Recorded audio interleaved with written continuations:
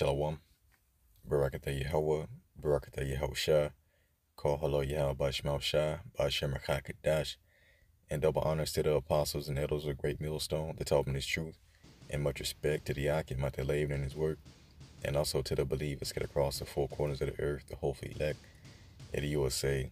Shalom. Biden administration refuses to ban killer robots. Killer robots. U.S. President Joe Biden has refused to sign a binding international agreement tightly regulating the use of killer robots. Campaigners fear such devices will launch an unstoppable arms race towards digital dehumanization, right? And that's ultimately what these devils wanted to do the whole time, which is to cause the rise of machines to overtake man. When you watch movies like The Terminator, iRobot, and other movies as such, they always depicting machine coming up against man, and destroying them. Well, that's literally the vision that they wanted to bring forth in this NWO, as we see, new technology being brought out, such as the dog, which when they first displayed this dog, it was like a friendly toy, okay, like an alternative type pet or something. But now you see them with, whatever kind of guns they got equipped on them as a weapon. And these are going to be used on the NWO. They're going to be unleashed on the streets, along with other regular soldiers, super soldiers, and such, man. And other kind of robots. You got the drones. You also got literal robots. And we saw recently, I know a lot of brothers and sisters have already seen this video, but this is literally what they have been working on in the lab, man. This is, iRobot. Okay? This is literally iRobot.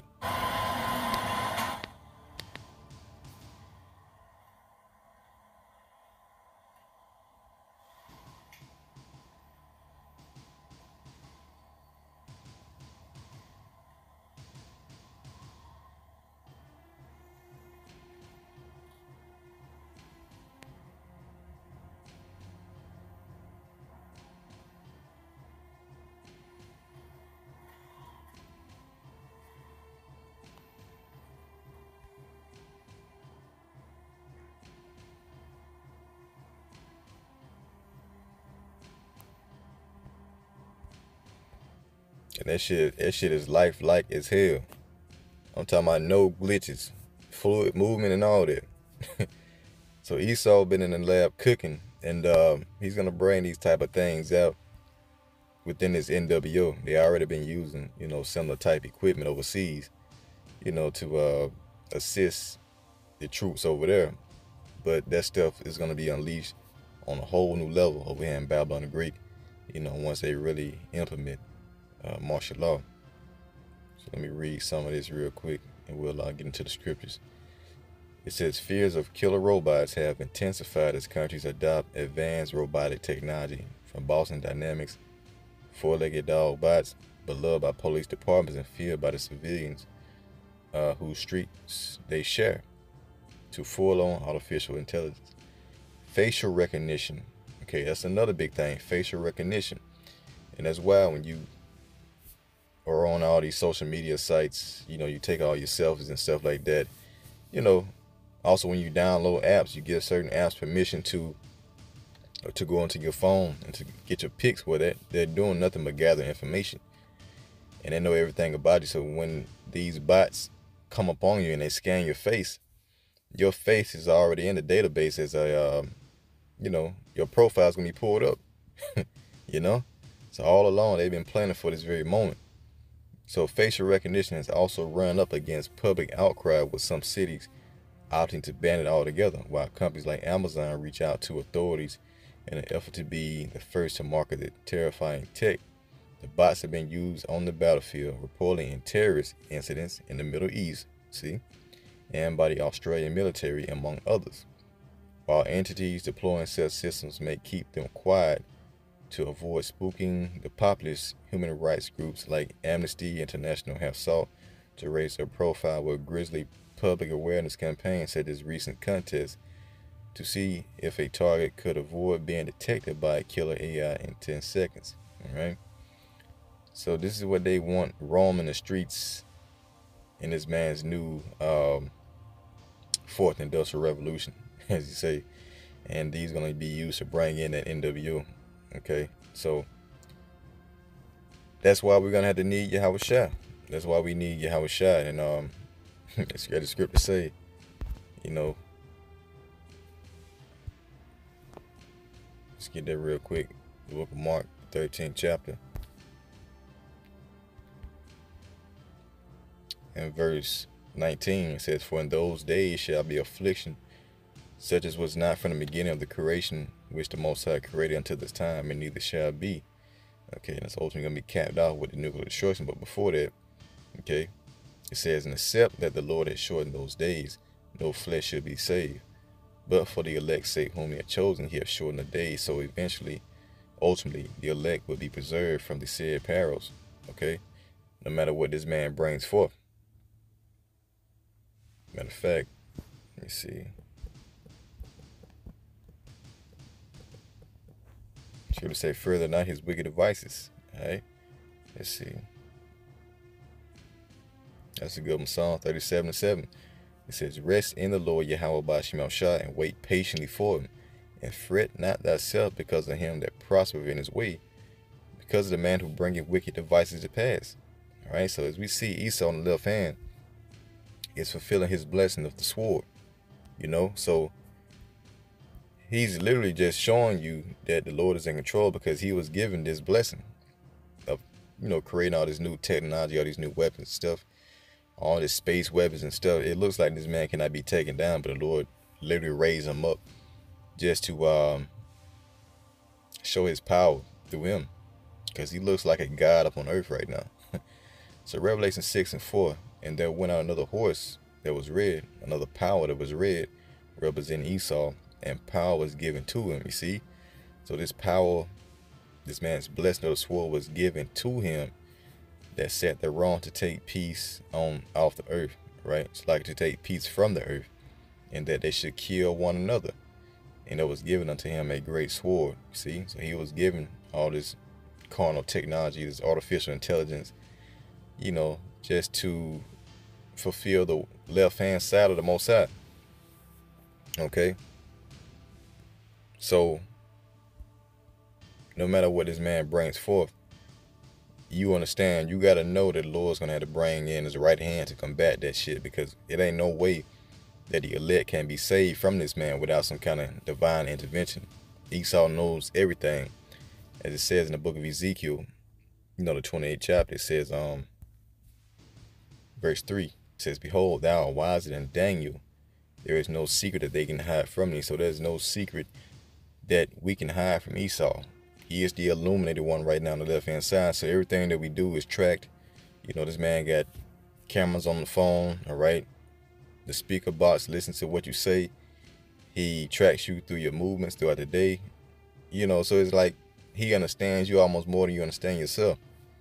He can pinpoint your next move before you make it, almost, okay? So Esau is almost like a god up on earth, okay? So there's no secret that we can hide from it. So ultimately, what this man got coming, we're going to need protection, okay? We're going to need divine intervention, all right? So let's go to Psalms 140 and verse 1. "To the chief musician, a psalm of David. Deliver me, O Lord Yahweh, Ba'Shem El Shai, from the evil man." Who was that speaking about? Esau. "Preserve me from the violent man, which imagine mischiefs in their heart. They continually are they gathered together for war." So everything that these devils do is centered around destroying and killing, waging war. You know, your food is a weapon, the water is a weapon, the air is a weapon. Hell, your clothes are even a weapon, okay? Everything that is meant to be, you know, for your benefit is used against you. So this is why this man is known as death in the book of Habakkuk, the 2nd chapter. Okay, he is known as death. That's what he produces. So this is why Yahweh Shai is gonna have to come back and destroy this man and his wicked inventions. As a matter of fact, let's go to 2nd Esdras 13 real quick. And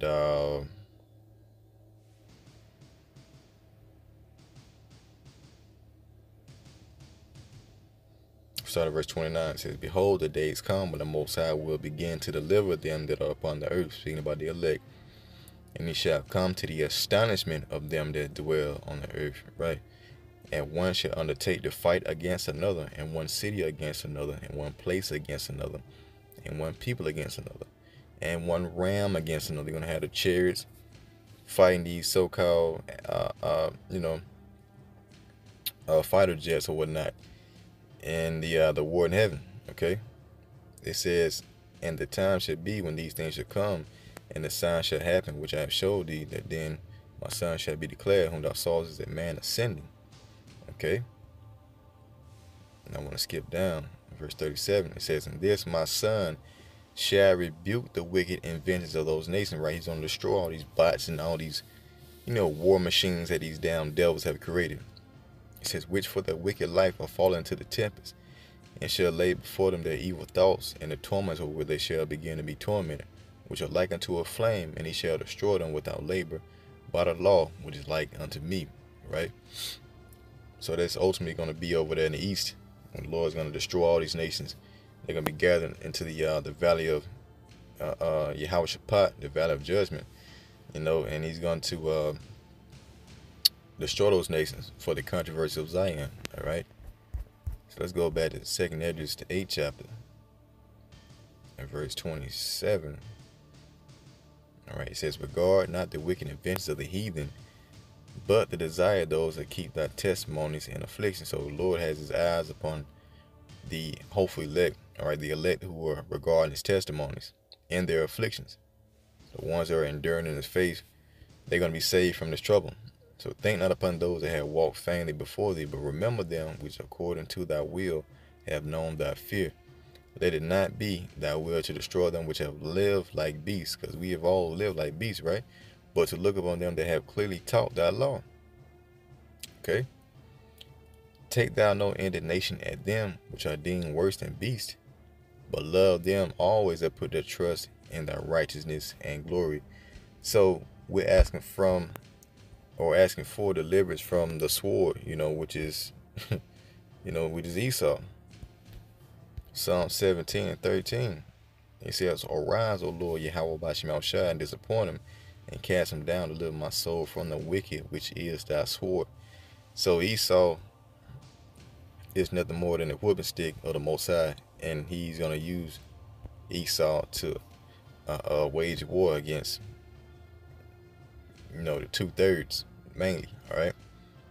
Isaiah 10 in verse 5, O Assyrian, the rod of my anger, and the staff in their hand is my indignation. So the weaponry, the military equipment, the artificial technology that Esau has was given to him by who? How about Shemot Shai?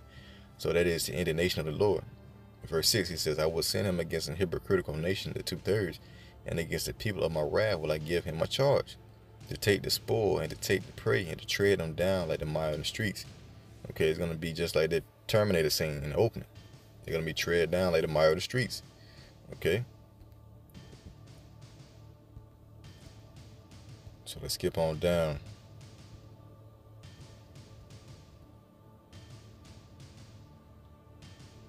Verse 20, it says, and it shall come to pass in that day that the remnant of Israel, the elect, and such as are escaped of the house of Jacob, shall no more again stay upon him that smote him. It's talking about the northern and the southern tribe, right? Shall no more stay upon him that smote him, speaking about Esau, but shall stay upon the Lord Yahweh, the Holy One of Israel, in truth. The remnant shall return, even the remnant of Jacob, unto the mighty power. Okay? So there's nothing that Esau can do to stop the elect from escaping. All right? Because what Esau is a rod of the Most High. He is the the indignation of the Most High's left hand against the rebellious children. So Isaiah 10:24, therefore thus said the Lord power of hosts, O my people that dwelleth in Zion, be not afraid of the Assyrian. Mighty Assyrian, speaking about Esau, he shall smite thee with a rod, and shall lift up his staff against thee after the manner of Egypt. For yet a little while, and the indignation shall cease, and my anger and their destruction. So the Lord's going to swipe that sword one more time, all right, after the 2/3, and after that he's going to swipe his right hand with Yahushua to destroy Esau, okay? and that's going to be the kingdom of heaven. So they fret not themselves because of the wicked doers that'll bring these wicked devices to pass, man. For they shall soon be cut down like the grass. All right. So yeah, just want to go through that real quick, man. Lord willing, you edify. Until next time, I say, shalom.